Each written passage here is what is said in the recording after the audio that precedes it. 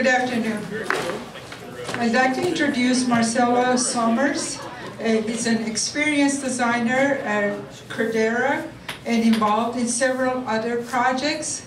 And he requested to let him talk about his credentials further. Okay, with no further ado, here's Marcelo. Yay! Is that on? Can you guys hear me? Yeah, cool. Yeah, she came over and handed me this piece of paper that had all this writing on it. I was like, where did this come from? I didn't know what that introduction was, so I kind of baked it into here.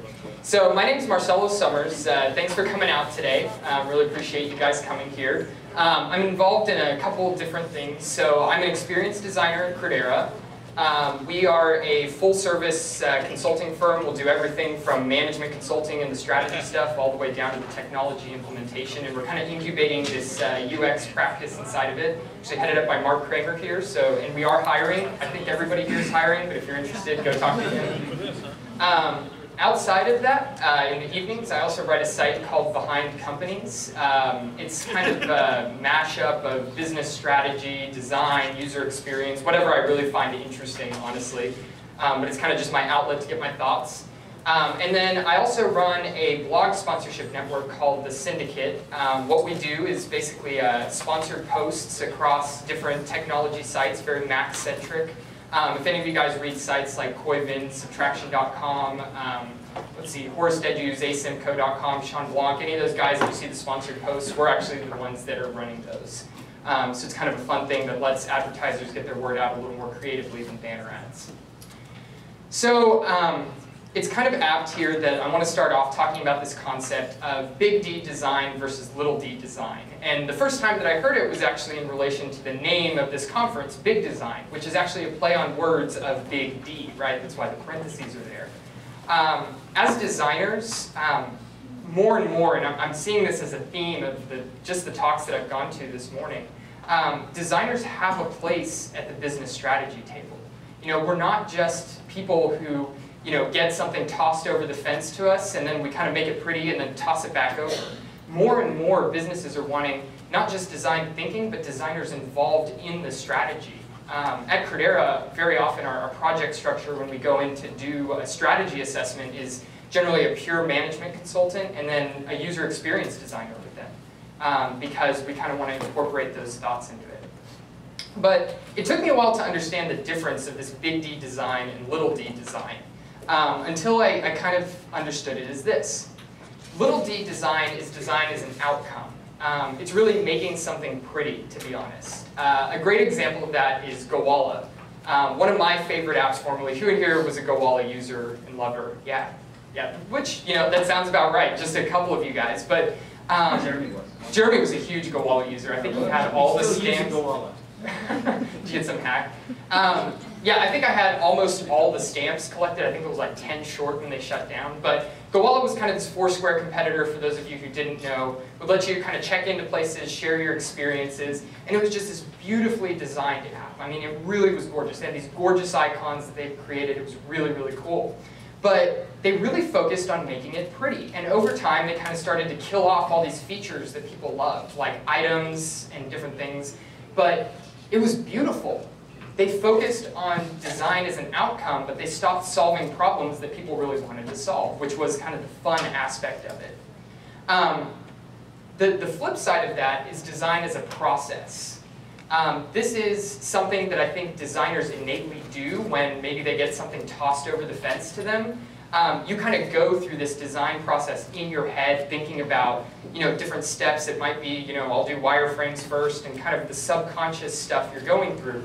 But this design process is really a way of approaching solving problems, and that's why design has a place at the business strategy table. Because really as designers, we're all problem solvers. We're not artists. And that's actually what Elizabeth Bowling says in this quote, and I absolutely love it, that designer does not mean artist, though lots of people want to think it does. The job of a designer is not self-expression, it's problem solving. So I want to dive in today into this, which is that taking some of these skills that we as designers know of design as an outcome and applying this process to the business strategy process and figuring out what is it that we really should build. If any of you were at Jeremy's talk just at 1 o'clock where he was talking about sensors, I told him just a minute ago that this is a good follow-up on that because we learn about a lot of cool stuff, but we need to figure out what to build. How do we actually solve problems for our users? So to start off, I want to take a quick trip through time on the Magic School Bus to a video game that all of us know and love, Mario. Right? Who loves Mario here, right? Who played this version of Mario when it was actually new? Not me, I can't raise my hand. So. But this was the original Mario, right? On the NES, super low graphics, but gosh, it was such a fun game, right? Everybody still downloads the ROMs. I know occasionally I'll still pull it out, play it on the computer. But over time, so I want to kind of walk through the history of Mario. Then we got the Super Nintendo, and things got a little bit prettier, right? This is still my favorite version of Mario, the Super Mario World. Then the Nintendo 64 came out, and Mario got really pretty here, right? Now we have 3D Mario. He's really snazzy looking. Then the GameCube came out. It's kind of hard to see in this picture, but we're getting even better graphics, right? Over time, Mario gets nicer and nicer and nicer. And finally, on the Wii, you have this beautiful, almost looks photorealistic Mario. The reason why I'm using Mario is because it really illustrates the sources of competitive advantage over the last 50 years. So competitive advantage being how are companies beating other companies with their products, essentially. In the 60s and 70s, and yes, I know this was before Mario, but just bear with me. The 60s and 70s, it was about making things cheaper. So after World War II, we had this boom of capacity. People, middle class was booming in the country. We had to make things affordable. So things like TVs started to become affordable so people could get them in their hands. So we got kind of these, junky looking black and white TVs, but everybody eventually came to own them. So then, once everybody owned a TV, what did we do? We made things better. Right? So in the 80s and 90s, it was about taking the products that we had already made and making them better, bigger, faster, whatever it might be. So what did we end up with? Giant, crappy-looking projection TVs that just looked absolutely terrible, right? Blowing up this 480p signal or 480i signal onto like this 62-inch projection TV. But gosh, you definitely hosted the Super Bowl every year if you had one of these.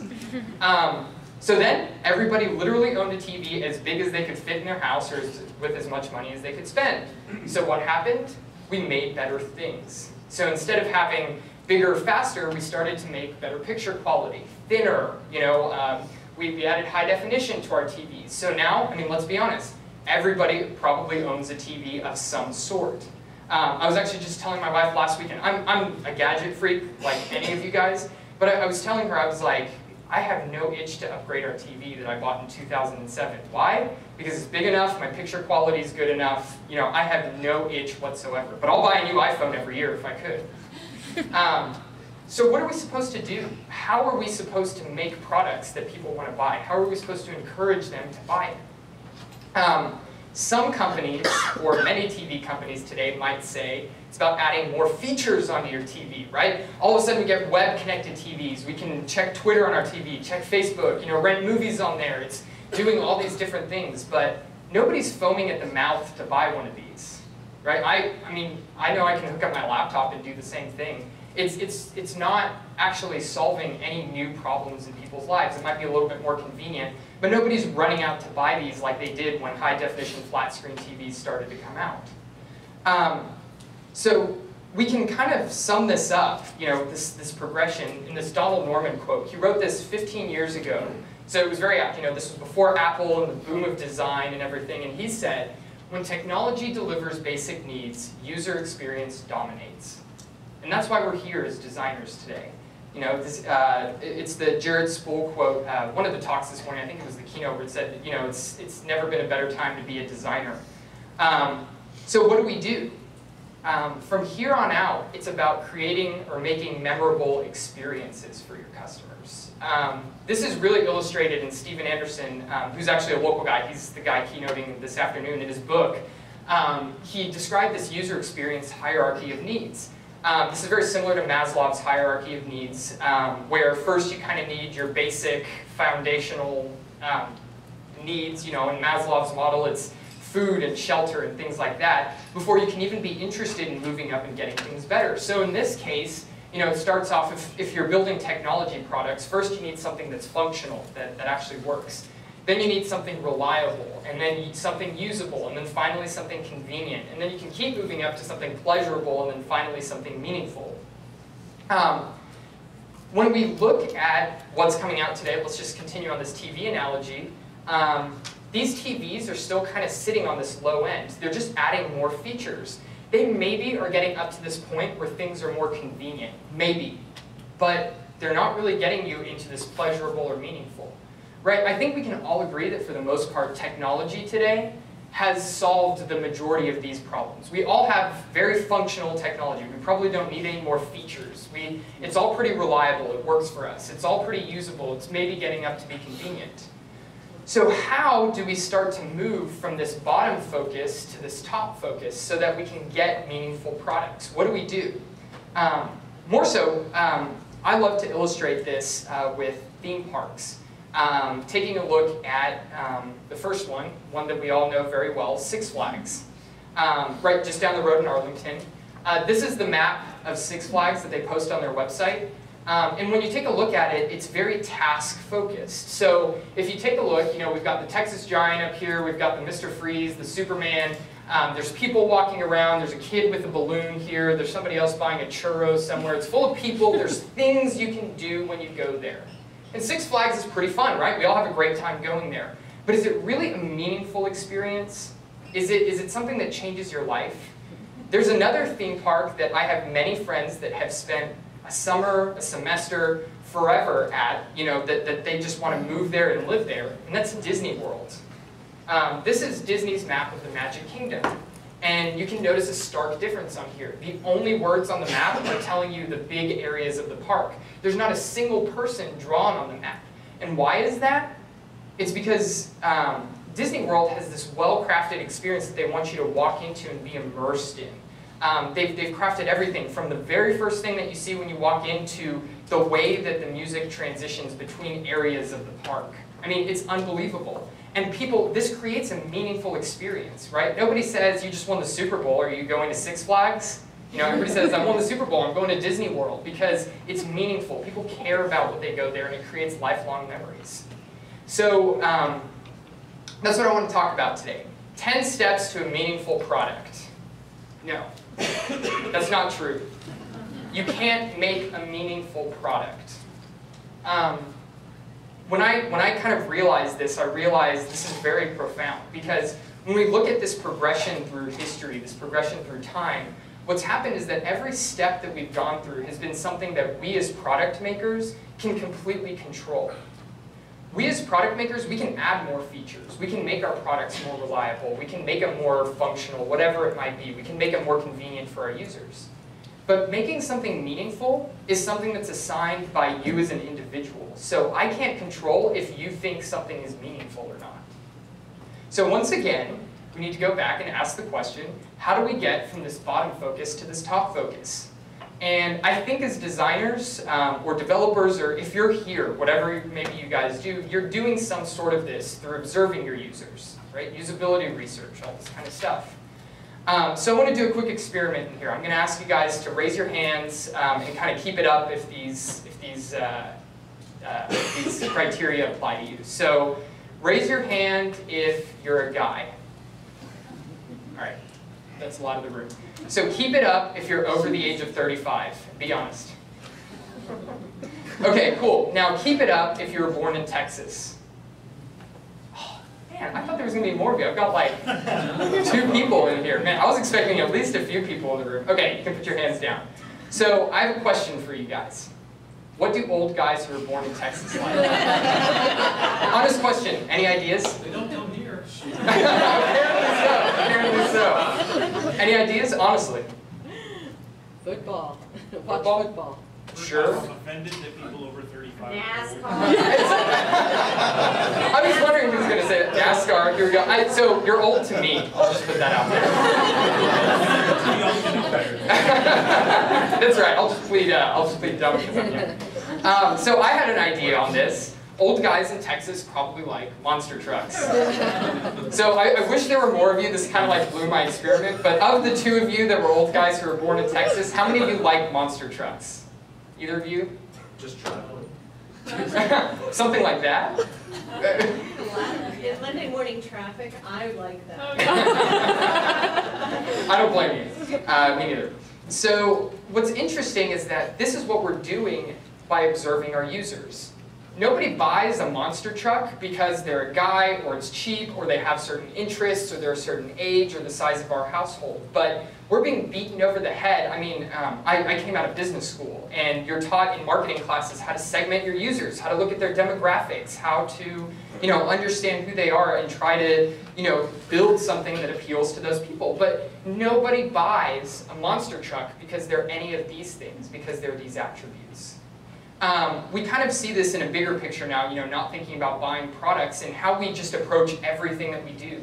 How many articles do we see that says something like this, how to innovate like Steve Jobs, or how General Electric does something at their company, or how Instagram built an awesome startup that sold for $1 billion, and do what they did and you're going to sell for $1 billion too. What we see is that because somebody else did something doesn't mean that's why they did it. So that's kind of hard to understand, but you can think of it like going to the doctor. So if you go to the doctor, let's say you go in there, you come in, you sit down, you're in the waiting room, you go into the doctor's room, and then finally the doctor comes in. And before you even say a word to him, he sits down, pulls out his prescription pad, writes you a prescription, tears it off, and hands it to you. And you're like, what? What's going on? I didn't even tell you what's going on. And he says, well, I mean, every other guy and every other old guy who was born in Texas here took this pill and it solved their problem, so why doesn't it solve it for you? This is what we're doing today. And that's why things like knockoff iPads don't work. People are just trying to copy the end result without thinking about the process that we took to get there. So the next thing that we have to do, once we've observed our users, I don't want to discount that, but I think there's a next step after that, is to categorize the problems that you're finding. We use a particular method at Credera called the user experience stack, or the UX stack. Honestly, you can just take out that UX name. I just look at it as a problem-solving framework. I mean, I can apply this to when my wife gets mad at me and I'm trying to make her happy again. But when you, well, she's right here, so. I don't know, maybe she's still with me, so I guess so. But it's kind of this 5-step, it's 5 questions that you really have to ask, and then you can kind of categorize your observations in each one of these buckets. And the questions kind of build on each other. So the first one is the purpose. You have to understand, what goal are we trying to achieve here? Once you understand that, then you need to move on to the audience. What do we need to achieve, or who do we need to achieve this goal? So we understand the problem that we're trying to solve and who we're trying to solve it for. Then we move to content. What features does the audience need? Or you might even ask the question, what features don't they need? I think that's an even more apt question to be asking these days with all the scope creep and everything else. Then we get into design. What is the best way to present that content? So you see how these are building on each other? Because you can't jump into design as designers. This is going back to that design as an outcome. A lot of times we as designers jump straight into this. We go into whatever it is, your wireframing tool, Keynote, PowerPoint, or Photoshop. I mean, I guess you could use PowerPoint. You jump into whatever tool it is without even thinking about these first 3 things, or maybe you're not categorizing those problems. The last step is technology. How is that message presented? And what's interesting about this is that you can start to categorize your observations based on what you're finding about these. Specifically today, I want to talk about the audience. Who do we need to achieve this goal? So, once I think all of these are kind of interlinked, but this is really what we're looking at with focusing on our audience and better understanding what they need to be built. So that's what we've kind of been building up to now. So we're going to talk about jobs to be done. This was in the title of the talk. It's not quite what it means. It's basically a framework that helps you understand the question of, why do users hire my product? It's a simple question, but it's also a very complex one. To me, I think it's a little bit easier to understand it through an example. So the forever example, or the original example of this is milkshakes. So there was a time where a fast food chain, let's call it McDonald's, was trying to improve sales of their milkshakes. So these marketers were brilliant, right? They had customer segmentation data. They knew who was more likely to buy their product at what time, and all those attributes that we were talking about. They had product comparisons. They knew, McDonald's knew that they sold more milkshakes than Burger King and Wendy's and all their competitors. They knew how all of that stacked up. And so they bring in focus groups. They might bring in those old guys who were born in Texas and ask them, hey, what do you want out of a milkshake? Do you want it to be thicker? Do you want more flavors? Whatever that might be. And they would make those changes, and no sales would go up. Nobody would buy them.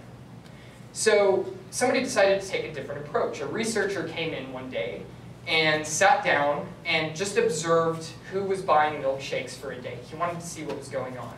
And he noticed an interesting trend. He saw that over half of the milkshakes were bought in the morning by somebody who went through the drive-thru and just drove off on their own. So that was kind of a weird observation. And so the next day he showed up and he decided to stop and ask these people, what job are you hiring these milkshakes to do? All those people in the morning. And it's kind of a weird question, but once they finally understood the concept he was asking about, what he realized is that these people were buying a milkshake as a breakfast replacement, and it was entertainment for a long, boring commute. They lived way out in the burbs, they were commuting into the city. And so a milkshake was great because it fit in the cup holder, it was convenient, I could drink it with one hand, it was thick, it took me a while to kind of slurp it down, it was hard to drink, it would keep me full until lunch. So all these people were hiring it as a breakfast replacement. And that's a profound insight because it completely changes your competitors. Because when he asked the question of last time that you had this job and you didn't hire a milkshake, what did you hire? And he got answers like a banana. But bananas, you would throw it down really quick and you wouldn't, and you would still be hungry for the rest of the day. He got things like bagels, but bagels had too many crumbs and it was too hard to eat on the go. Donuts got your hands sticky. One person even said a Snickers bar, but they felt so guilty afterwards that they kind of gave that one up. I don't know why they'd be buying a milkshake and feel less guilty, but it's part of the story. So, whoops. So it's interesting because it changes your competitors. All of a sudden, as a milkshake company, you're not competing against, Burger King's milkshakes. You're competing against bananas, bagels, Starbucks, whatever that might be. And even more so, it changes how you're going to position it. It's going to change how you market it to your customers. And then what was even more ironic is that those same people who were buying those milkshakes in the morning were driving home at the end of the day and would stop there and buy milkshakes for their kids, right? They'd been away from their kids all day, they might have felt guilty, their kids were being bad, they felt like they were bad parents, so they would buy their kids a milkshake, to just keep them happy until they got home. So think about that. If in one situation you're buying a milkshake to entertain yourself in a long, boring commute because you want it difficult to slurp down and you want to keep it full, but at the same time, at the end of the day, you want to buy a milkshake that your kids can slurp down really quick and isn't going to fill them up for dinner. Those are two completely separate products that you're going to build for differently. And it was all by understanding what job or what circumstance were your users more likely to buy this. So instead of looking at marketers at these attributes that marketers tend to look at, what type of person, instead they looked at the circumstances. And this, like I said, it completely changes everything. What you build as a product, it changes what how you market it, everything about it. And in this case, they're building milkshakes or making milkshakes for breakfast on a long, boring commute, and then to give a snack to your kids. Yeah. So what we start to see, so now we've kind of reached the point where we know what to build, right? Because we've understood our customers, we know what's going on. But we want to encourage them to change, okay? So, a lot of times we're releasing a new product, we're maybe replacing something else that's already in the market, whatever it might be. And so there's this equation of progress that once you understand what to build, this is kind of how you encourage your customers to change to your product. This equation is kind of 4 forces that play on each other. So I want to walk through each one of those forces. The first one is the push of the situation. And what the push of the situation means is that what you're doing now isn't working and you're ready to change. This is when you're frustrated, this is where you just need something new in your life. Whatever you're doing isn't working. Then the next one is the pull of the new solution. So this is, something sexy that I want to go try out. I had a moment like this when I saw Coda 2 getting previewed last week. Who bought Coda 2? Anybody in here? You guys are just killing all my examples here. Yeah, but I mean, we've all seen those awesome new tools that we're excited to try out, whatever that might be. Maybe it's a shiny new iPhone or a new iPad, whatever that might be. It's that pull of the new solution. Then the next one is an allegiance to past behavior. Let's be honest, people hate change. They don't want to try something new. So people like to stick with how they've always done it. And then finally, the last one is the anxiety of the new solution. And I think, I'm going to use this term very endearingly, but I think as geeks in this room, we tend to like to try new things. We like to always be jumping to whatever the latest trend is. But when we remove ourselves from this little world, the majority of people have a ton of anxiety about switching to something new. They're worried about cost, they're worried about not knowing how to use it, it's confusing. So with these four forces, these being kind of you're pushing progress, this is something that's helping, and then these are the features that hinder your progress, you actually get an equation. So when you sum up these two, it has to be greater than these two. And this seems really simple and obvious, because I know when I read this I was like, well, duh. But how often do we as product makers, as we decide what to build, how often do we really think about all four of these things? Do we think about how we're addressing the anxiety of our customers switching to this? Do we think about how we're going to make this look, well, actually, this is probably what we're really good at, making stuff that looks awesome that people are enticed to try. This is really hard to think about each one of these four verticals. And I want to use a couple examples really quick to illustrate this, a good one and a bad one. So I'm going to start with the bad one, Google+. I'm not going to ask, but just think about if you personally are a very active Google Plus user. And if you are, how many people do you really know that go on there? How active is it? I know unless I'm just using Google, I never go on there. I mean, I don't even know. Last time I checked in, it was completely empty. But let's walk through each one of these forces for Google Plus. So with Google Plus, the push of the new situation. It's not really clear that Google Plus is even solving a problem that anybody has, right? I've got Facebook, I've got Twitter, I've got all these other social networks that are already solving a problem for me. So is Google Plus really solving something new? Not really. Then the pull of the new solution. Are all the cool kids there? Is everybody that I want to follow on Google Plus? They actually hurt themselves on this by staggering the beta, and then all of a sudden everybody wanted to get in, but then like the 100 people that did get in, there was nobody else there. So there was no pull to keep coming back and keep you interested.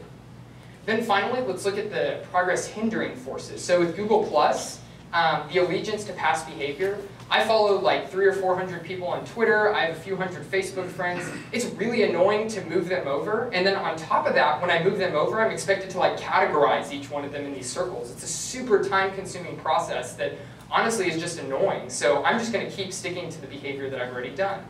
And then finally, the anxiety of the new solution. How do I use Google+? Do I use it more like Facebook? Do I use it more like Twitter? If I understood correctly, they want me to use it like all of them. Who really knows?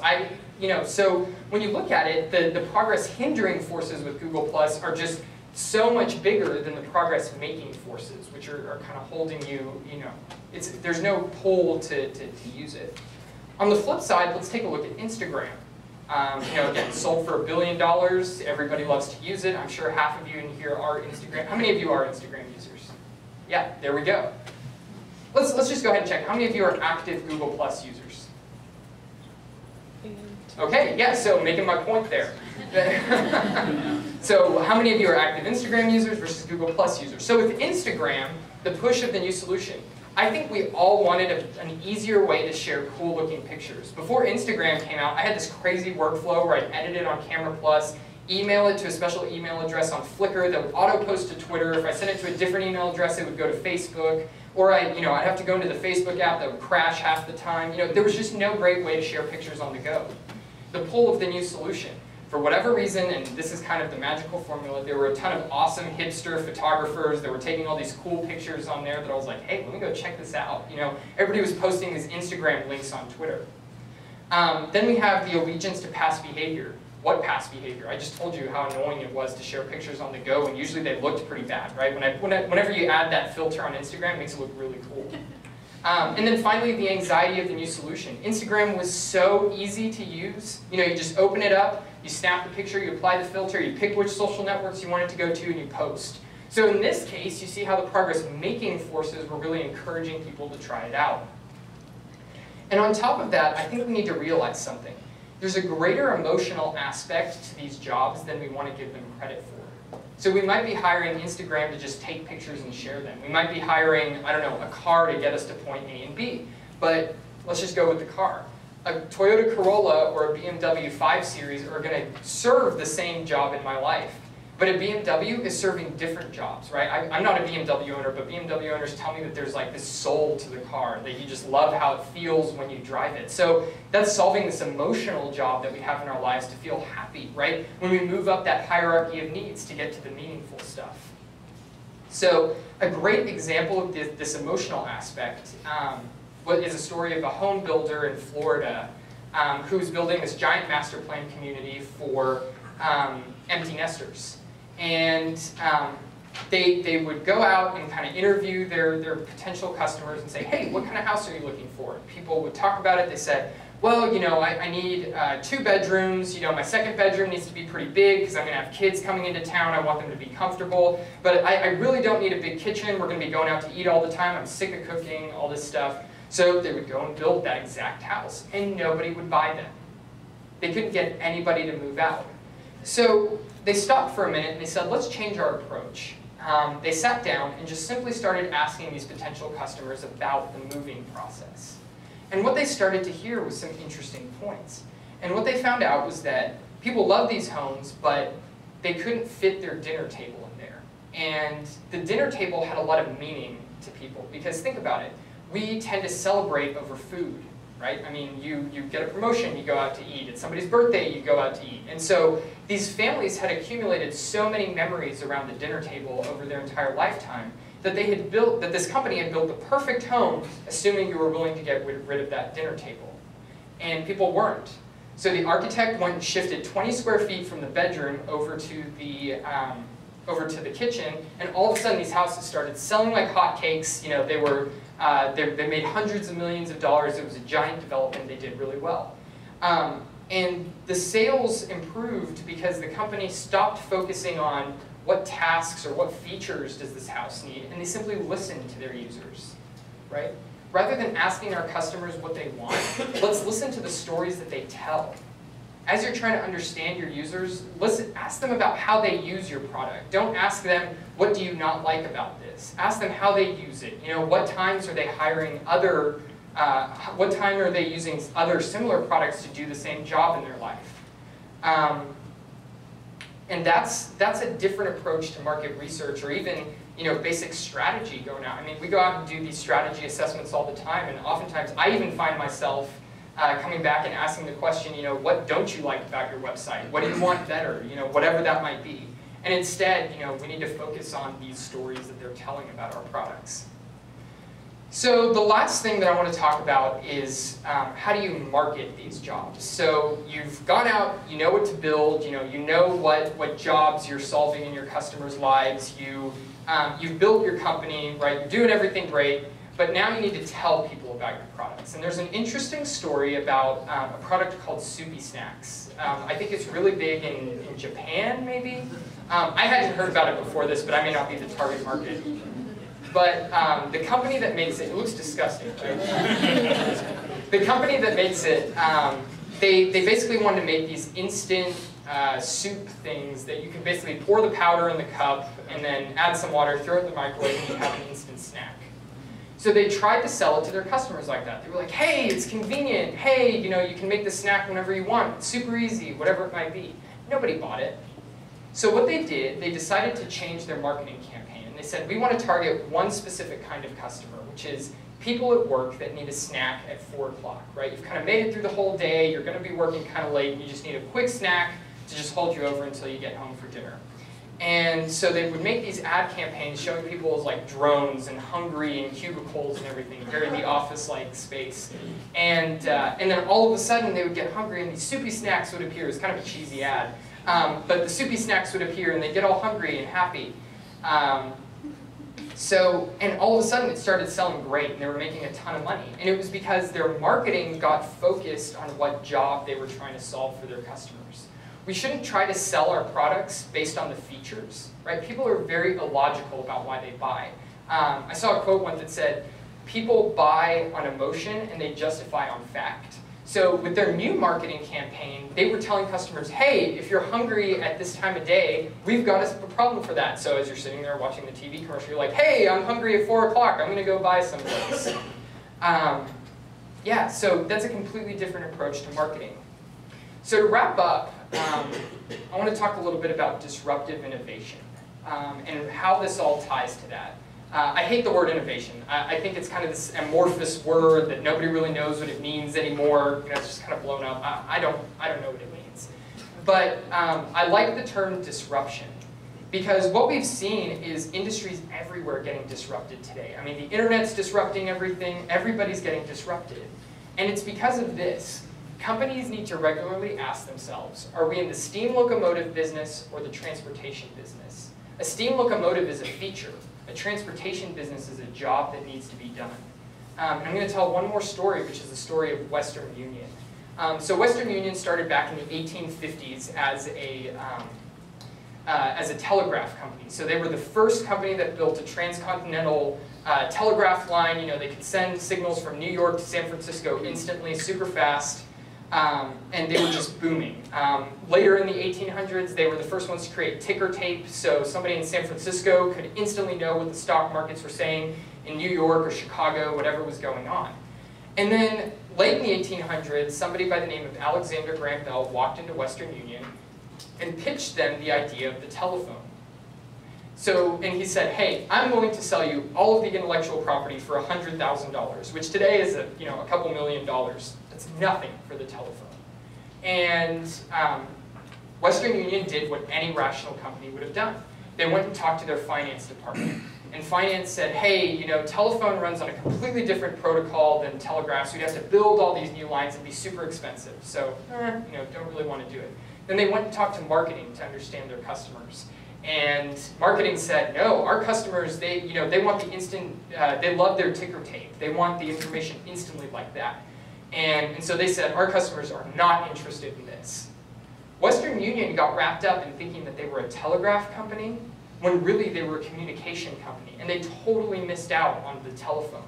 Eventually, the Baby Bells went to blow up. They became huge, then they got blown up, and telecom became what it is. Western Union held out until the late 1900s, until they filed for bankruptcy. Today, they're the small company that does money transfers. Thinking about the jobs to be done has lasting implications on your company. It's a different way about thinking of what you do. You don't build products, you solve problems in people's lives. And so by changing how you think about that, you're going to help your company not be Western Union, but be somebody that sets yourself up for success. So that's the end of my talk. Thanks you guys for coming out today. I think we still have time for questions. I have also, assuming WordPress auto-posted slides and some of the associated links should already be available on my site at this link. Yeah, so questions, and I think we have a couple gifts to give away here as well. Nathan? I just was going to clear me raising my hand to say that I actually use Google Plus, but just to back up photos of my kids. Okay, well that's good. So what Google is doing with Plus is the same thing they try to do with Null when Wikipedia was starting at the top of search entries. They're like, well, we've got to get in on this, so let's get all the people to put in their knowledge in Google Null, and then they shut it up. Yeah. People like Wikipedia instead, I think. Yeah. It's interesting to see them focus so wholly on Google. yeah, and they're focusing on the features of the product rather than how are we really solving a different problem in people's lives, right? How do we make the I guess for you guys, the left side of that equation be bigger than the right side of the equation? Do you have any suggestions for how to get companies to think about things like disruption as a positive instead of a negative? Well, I mean, I think it has to start from a grassroots perspective. I mean, generally it's kind of middle management that makes these decisions, right? They decide, do I want to fund these new products? Do we decide to invest money or not? And disruption is going to happen to a company whether they like it or not. And you know, I think that's something to be aware of. I think you can start to try to sell it as product owners, as people that are involved in this product development process. Start to ask these questions. You know, as your company is kind of coming up with, you know, what are we going to build? Ask these questions. Say, hey, let me run a user research study, and go and ask them about the products, right? Build in things that kind of balance that change equation to this side rather than that side. And as product owners, I mean, by no means is it, you know, a guarantee of success, but it's a first step. And then if you really find that your company is just struggling, I've heard a lot of people here saying that they're hiring today. So you know, get out and go try somewhere else. I was going to kind of make a statement about Sure. the disruption thing. Yeah. What I get with a lot of customers, clients, is, you know, they want to at least do what their competitors are doing. And that's when I go to them and say, you know, why would you want to just, you know, offer the same things that they are? You want to be the one Exactly. that is set apart, that is distinctive. Yeah. And that's how you sell them on disruption is, you know, you can, you know, what makes you think that their strategy is good, that you would want to copy it? Yeah, no, I totally agree with that. It's so frustrating. I've walked into so many clients where they have just the walls plastered with everybody else's site, and they're like, I want to copy this, and I want to copy this, and it's like, they probably have screenshots of your site up in their office, and they're copying you. You know, but it's scary. You know, you want to do what you think somebody else is copying. It's hard to get into your clients, I agree.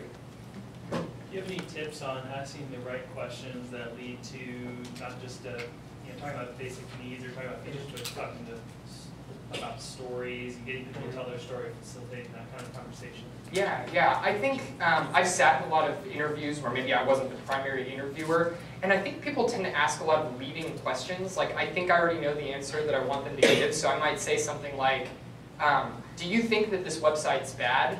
You know, like, what are you going to answer to that? Versus, you know, tell me about, you know, when you sit down with the customer, you say something like, tell me about the last time you used this website, and just let them go. You know, people love to share about themselves. So ask less questions, be more quiet, and just let them talk.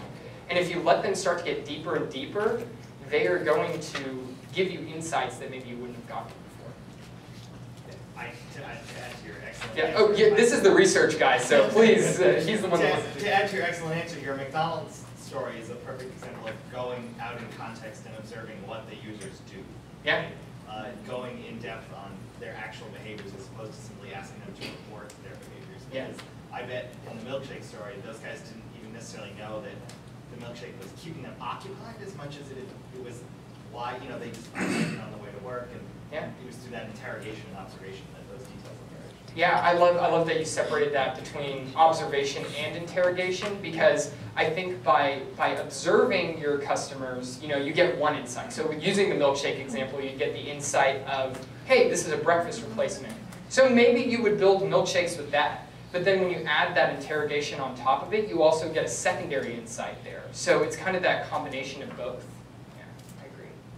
Nathan, good? Just back to your demographic things, I know we buy the monster truck because of these things, you know. Yeah. I think that's why, you know, Facebook click-through rates are not as good as Google, because I want to see if that person I went to high school, went to that college, said it was going to go to, and you might know every detail about me, and even that I'm shopping for a car, but offering me the opportunity to buy a car while I'm looking up high school stuff versus I'm searching for a car on Google, and now you're saying, hey, here's a better deal than $100 thing.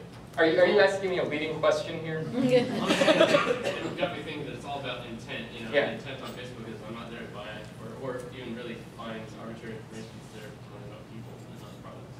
Yeah, I actually completely agree. So on here, I think it's the very first link. I actually wrote an article earlier this week called Facebook Advertising is Fool's Gold, and it kind of blew up. I didn't even know what was going on. It made the front page of Hacker News, and I was blown away. I mean, it like took down my web server. But yeah, and I was basically talking about that you know, Facebook is cool and all, but advertisers have come to believe this story that you know, if I can target my ad to the exact person that I want based on their profile demographics, they're going to click on it. But they're not, right? I mean, I think Google ads are inherently targeted because I have a problem to solve when I see them. So I'm not targeting it based on the attributes, I'm targeting it based on the customer itself. So if you want to read more about that, it's on there. Let me go back there. Sure. So this may be a leading question, but so to that point though, that's more of the intent question of they want to push to you and thinking that, Yes. okay, I know all this about that person, I want them to do this, versus an engagement thing to the full, right? Mhm. Which I think that's one of the things that we're talking about here, which is what are the jobs that that person is trying to do? What are they trying to achieve? Yeah, exactly. And Facebook inherently is a different medium for that. It is- How are we doing on time? I just want to make sure. Are we out? We have time for more questions. Okay, Brian? So, I mean, all of us, we want to build a better product, Mhm. and that's our internal drive, but how do you temper that with people who don't care about that? You know, sometimes people are okay with just building features. I mean, that's their job. They just want to do that, get it done. They don't care if it makes a difference in the world. So, Yeah. how do you, as a person who wants to make a difference, work with people who just want to do their job? Yeah. I mean, if I could solve that question, you know, I could go in as a consultant to any company. But I truly believe when I say this needs to be a grassroots thing. You know, we as whatever you are, designer, developer, you can start with little increments. I mean, you're a developer, so if you build better code, you know, just by, you know, not adding new features, but just building a better product through the code, you know, maybe you can start to sell those ideas, whatever it might be. And again, if it's just not working out and you can't buy into the organization's culture, go look for a new job, you know, go find another organization that is doing that. Because I think for the majority of our skill sets, they are in high demand today. It's not hard to find another job. Any more questions? I think we'll probably do one more. Okay, one more? Joe? Yeah. Yeah, well, I was just gonna say a minute ago that you made the point that you can't really manufacture meaning for people. Yes. But that doesn't stop advertising from trying to simulate meaning. You know, for the Facebook example, you know, Yeah. try to associate a product or service with your friends' faces and sort of try to create some sort of emotional bond that doesn't really exist. And you see the same thing in like TV advertising. Yeah, but I think there is TV advertising that actually does do that well. I mean, if you can create that meaning, I'm even thinking about most of you have probably seen the Google Glasses video. I know it's been shown here today already, but at the end, they kind of turn it into that story, right, where, oh, you know, I used my Google Glasses to go buy a ukulele and play it and do video streaming, whatever, to my girlfriend across the country. That's kind of creating something meaningful there. I actually think that part of it was smart, and that's the one hook versus just, if they hadn't added that last like 15 seconds to the video, then it would just be a feature selling it. Okay, I think we're probably out of time. Yeah, we're a little bit over now. So thank you guys for coming. I really appreciate it.